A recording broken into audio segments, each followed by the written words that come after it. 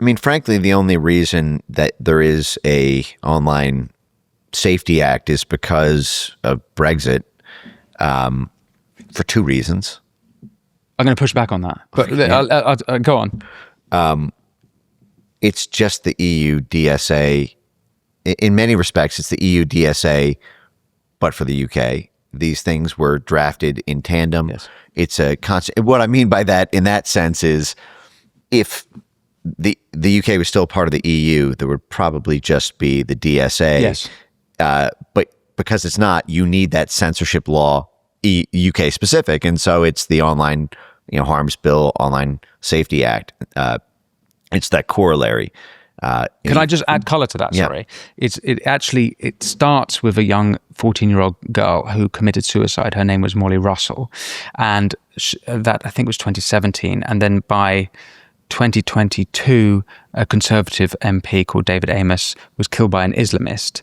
And the reaction was, we've got to sort online hate out. That's where the Online Safety Act, or the Online Harms Bill, as it was then called, emerged in Britain specifically. Now, I'm sure you're right that part of the anti-populist establishment ideology was behind a lot of the decision making. Yeah, the Brexit referendum happened because of the popularity of Nigel and the movement on social media. The same way Trump was. And beginning right after that, these pop-up groups like Hate Lab, for example. Hate Lab. Hate Lab. Yeah, that's what it's called. You can look it up. They, I think, started in 2013 to kind of help the British government by create kind of a dashboard of like terrorist organizations and the kind of speech that they used. And in 2016, after the Brexit referendum, they pivoted to Brexit supporters.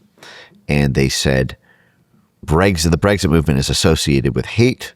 There are hate incidents that happen all over the UK because of Brexit. We're going to create for the Metropolitan Police Department, and we're going to create for British police authorities a real-time radar system of all speech on the internet everywhere across the entire United Kingdom, and it's powered by AI. And what it does is it's a real-time readout of every tweet, every Facebook post, every YouTube video, because every YouTube video has speech-to-text transliteration.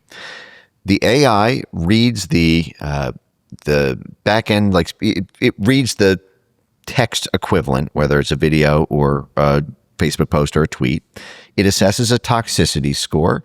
That if the toxicity score exceeds a certain threshold, it gets beamed directly into the British Police Department to assess whether or not that is a criminal violation for a hate speech event. And if you go to the Hate Lab dashboard, what you will see is every category of wrongthink: gender identity, race identity, extremist rhetoric, religious identity. It's anti-immigrant speech. And it is a real-time AI-powered censorship Death Star that literally is beamed straight to the police so that the police don't spend their day. There are 12,000 people arrested a year for hate speech and online posts in the UK now, according to the Times, I think, in April. And that number's probably higher now. 30 a day, yeah. 30 a day, I think, came out to 12,000 a year. That is not, some random security guard or, just unit who's just scrolling through their own feed on X every day and just arresting opinions they don't like. They get a real-time heat map. It's literally a heat map of, this is their Hate Lab dashboard. Everyone can look this up. And you know who funded that in part? The U.S. Justice Department. This is part of the plot to kill Brexit on both sides of the Atlantic. So you have this U.S.-UK plot to kill each other's mutual enemies, so that this transatlantic blob, the U.S. government was helping the British government take out the Brexit movement, derail the Brexit movement, take them off of social media, get them arrested. And we saw the same thing with the Brits in the Biden administration. This was broken by America First Legal, Stephen Miller. This was his and Gene Hamilton, their legal shop.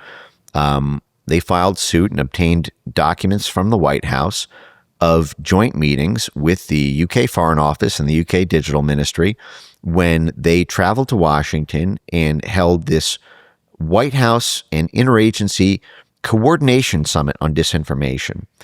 And in attendance were not just the primary members of the Biden White House, but members from the U.S. State Department, the U.S. Central Intelligence Agency, USAID, U.S. ODNI, the U.S. Pentagon, and it was their joint counter-disinformation playbook.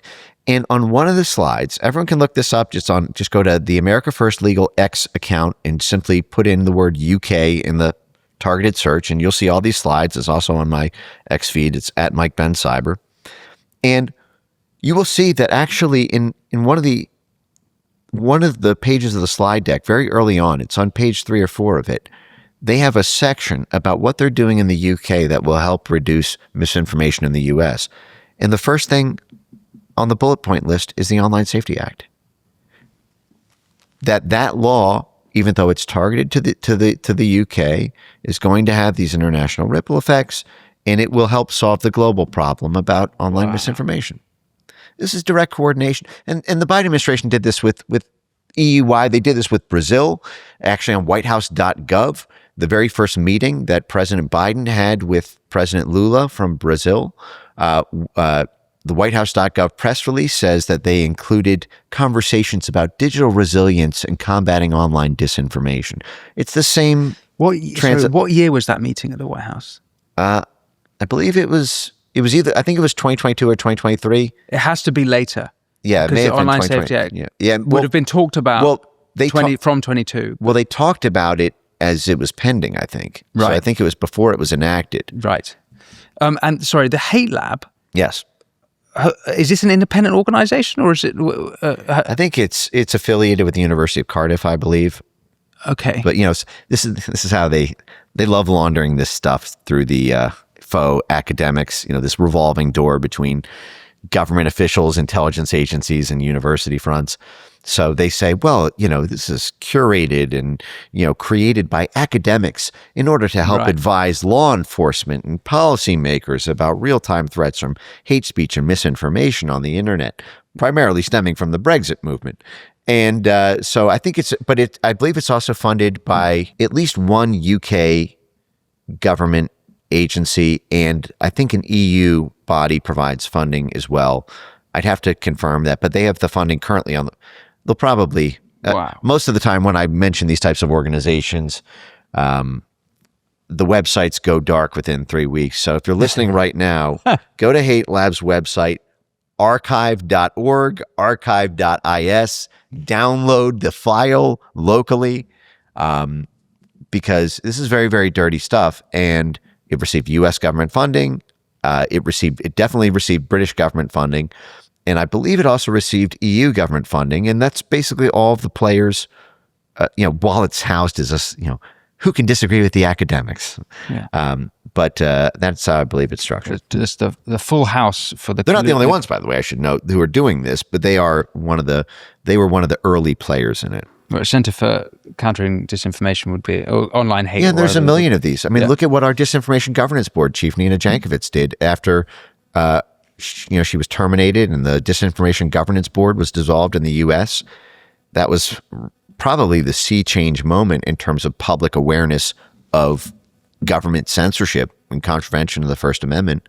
What did she do right after? She went straight to London, to the Center for Information Resilience, funded by USAID, and she registered under our Foreign Agent Registration Act as a British agent, I believe. Yeah. Thanks for watching this clip from the Winston Marshall Show. You can click here to watch the full episode, and for more clips like this one, don't forget to subscribe. And as always, be well.